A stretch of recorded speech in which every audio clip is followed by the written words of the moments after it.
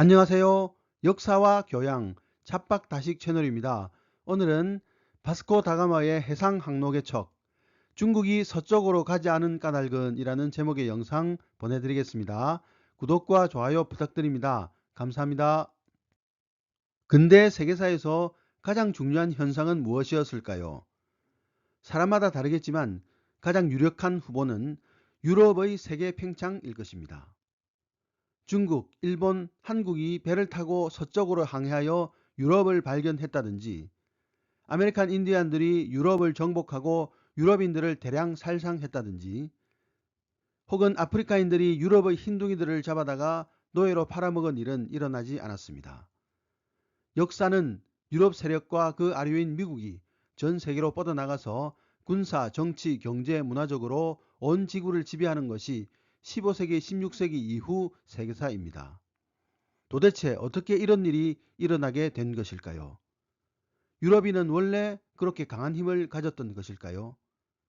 그러나 아주 긴 역사의 흐름 속에서 바라보면 유럽 세력의 팽창은 그야말로 최근에 벌어진 한바탕 꿈 같은 이야기일 수 있습니다.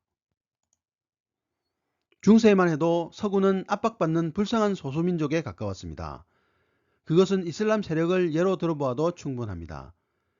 비잔틴 제국을 위협하고 북부 아프리카를 휩쓴 이슬람권은 8세기에 이베리아 반도로 들어가서 무려 800년의 세월 동안 그곳을 지배했습니다.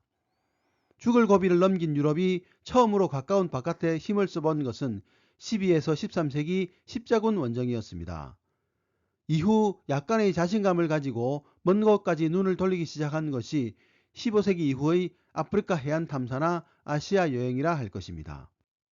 그나마 이 탐험 여행을 주도한 것은 유럽의 변방국가였던 포르투갈과 에스파냐였습니다. 잘 아시는 대로 바스코 다가마는 1497년에 리스본을 떠나 다음 해에 아프리카 동부 말린디를 거쳐 인도의 캘리컷에 도착했습니다. 이야말로 아시아와 유럽이 드디어 해상에서 처음 조우하게 된 역사적 순간이라 할 수 있겠습니다. 이제 유럽이 아시아를 정복하고 지배하게 되는 첫 걸음을 뗀 것이라고 누구나 상상하게 됩니다. 그런데 그렇게 보기에는 뭔가 이상한 일들이 눈에 띄었습니다. 다가마는 인도에 도착하자마자 호기 있게 우리는 기독교도와 향료를 찾으러 왔다라고 소리쳤습니다. 유럽의 전설에 따르면 북아프리카 이슬람권 너머에는 기독교 왕국이 있는데 유럽은 늘 이 기독교 왕국을 찾아 이슬람을 양쪽에서 협공하는 것이 꿈이었습니다. 그런데 정작 그들이 아시아에서 만난 사람들은 전부 힌두교도였습니다.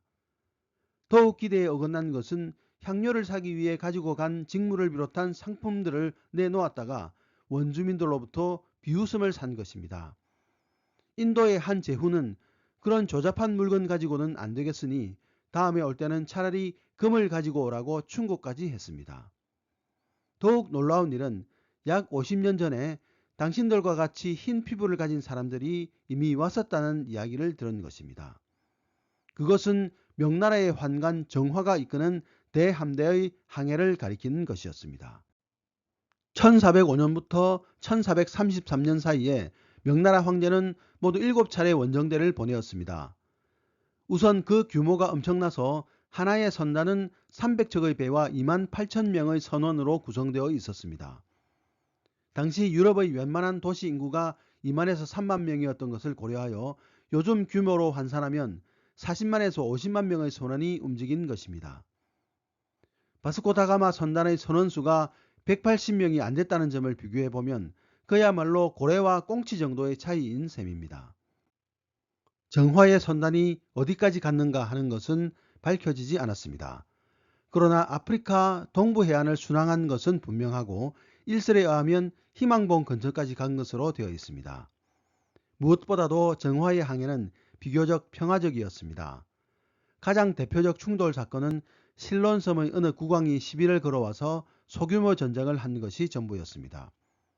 또 하나 흥미로운 것은 1911년 실론에서 발견된 비석입니다. 정화가 실론섬에 세운 이 비석은 3개의 문자로 되어 있습니다. 한자로 쓰여진 부분은 정화가 절에서 부처님께 공양을 드렸다는 내용이고 타밀러로 쓰여진 부분은 명나라 황제가 힌두의 신을 찬양해 비석을 세운다는 내용이며 페르시아로 쓰여진 부분은 알라의 영광을 위해 비석을 세운다는 내용이었습니다. 중국이 이 엄청난 선단을 내보낸 이유는 공식적으로는 생사를 모르는 전 황제 건문제를 찾는다는 것이었습니다. 그러나 실제로는 중국의 힘과 위엄을 과시하여 중화 세계의 질서를 세우기 위함이었습니다. 가장 눈에 띄는 성과는 기린이나 사자 같은 이국적인 동물을 잡아와서 황제의 동물원에 보낸 박물학적 연구라고 할 것입니다.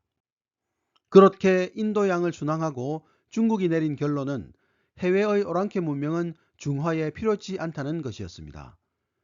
원래 중국은 땅이 넓고 없는 것이 없고 문화적으로 성현의 가르침을 받았으니 다른 미개한 나라에서 배울 것이 없다. 이런 태도를 가진 데다가 북방 만주족의 위협이 심각해지자 바다보다 북방 대륙으로 관심을 옮겨갔습니다. 거기에다가 정화 같은 황관이 황제의 총애를 받으며 설쳐되는 것을 유교적 관료들이 비판하고 나서자 해외 탐험은 물 건너가고 말았습니다. 그뿐만이 아니라 배는 전부 쪼개서 땔감으로 쓰고 민간인들이 바다에 나가는 것 자체를 법으로 금지시켰습니다. 중국은 얼마 지나지 않아서 그런 결정에 대한 비싼 대가를 치르게 됩니다. 왜구들이 중국 해안을 제집 드나들듯 헤집고 다녀도 제어하지 못하고 포르투갈 등 서양 오랑캐들이 찝적대어도 대응할 방도가 없게 된 것입니다. 근대로 들어오는 초입, 중화제국은 여전히 전 세계의 최정상에 있었던 것이 분명합니다. 포르투갈 왕이 콩할 만한 선단을 보내고 자신을 상업과 항해의 왕이라고 칭한 것을 알면 눈물나게 웃었을 것입니다. 그러나 장거리 경주에서 최후의 성자는 뒤에서 뛰어나오기 십상입니다.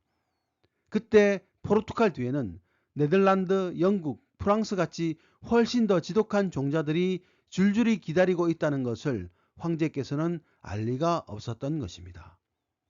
오늘의 참고도서는 질문하는 역사라는 책이었습니다. 감사합니다.